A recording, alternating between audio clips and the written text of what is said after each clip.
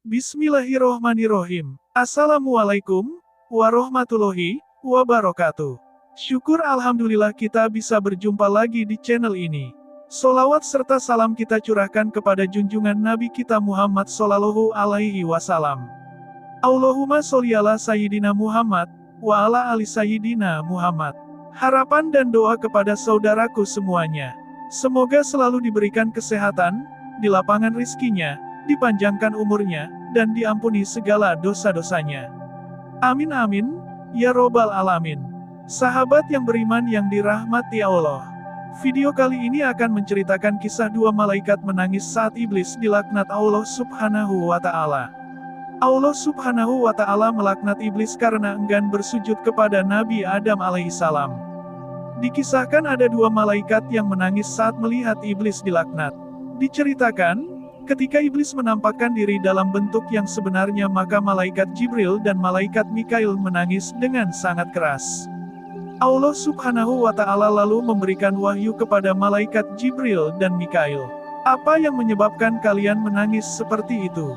Keduanya menjawab, wahai Tuhanku, kami tidak merasa aman dari tipu dayamu. Lalu Allah Subhanahu wa Ta'ala berfirman, memang begitulah seharusnya kalian tidak merasa aman dari tipu dayaku. Dari Anas bin Malik radhiyallahu anhu bahwa Rasulullah Shallallahu Alaihi Wasallam bertanya kepada malaikat Jibril, aku tidak pernah melihat malaikat Mikail tertawa. Malaikat Jibril menjawab, malaikat Mikail tidak pernah tertawa sejak neraka diciptakan. Hadits riwayat Ahmad. Dikatakan pula bahwa Allah Subhanahu wa Ta'ala mempunyai malaikat yang tidak satu pun dari mereka yang pernah tertawa sejak neraka itu diciptakan, karena takut pada murka Allah Subhanahu wa Ta'ala, lalu akan mengazab mereka di dalam neraka itu. Masih di dalam buku yang sama, juga dijelaskan mengenai neraka. Bahwa Aisyah radhiyallahu anha berkata, Rasulullah Shallallahu Alaihi Wasallam ketika ada perubahan musim dan angin berhembus kencang maka beliau berubah wajahnya seraya berdiri, mondar-mandir keluar masuk kamar karena takut azab Allah turun. Hadits riwayat Bukhari dan Muslim. Abu Sa'id Al-Khudri radhiyallahu anhu juga meriwayatkan Rasulullah Shallallahu Alaihi Wasallam bersabda, bagaimana akan bersantai-santai sedangkan malaikat peniup sangkakala Israfil telah meletakkan sangkakalanya ke bibirnya seraya menunggu perintah untuk meniupnya.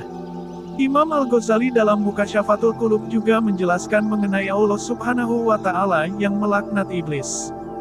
Diriwayatkan, ketika Allah Subhanahu wa Ta'ala melaknat iblis, dia memohon penundaan kematian kepada Allah Subhanahu wa Ta'ala. Allah Subhanahu wa Ta'ala pun menunda kematian iblis hingga hari kiamat. Iblis kemudian berkata, demi kemuliaanmu, sungguh aku tidak akan keluar dari hati anak cucu Adam selama rohnya masih dikandung badan. Allah Subhanahu wa Ta'ala lalu berfirman, demi kemuliaan dan keagunganku, aku tidak akan menutup pintu tobat selama rohnya masih dikandung badan. Sementara itu, Al-Imam As-Suyuti dalam buku Alam Jin yang diterjemahkan dari kitab Luqtul Marjan fi Ahkamil Jan menukil sebuah riwayat yang berasal dari Qatadah. Dia berkata, tadinya iblis termasuk kabilah malaikat yang bernama jin.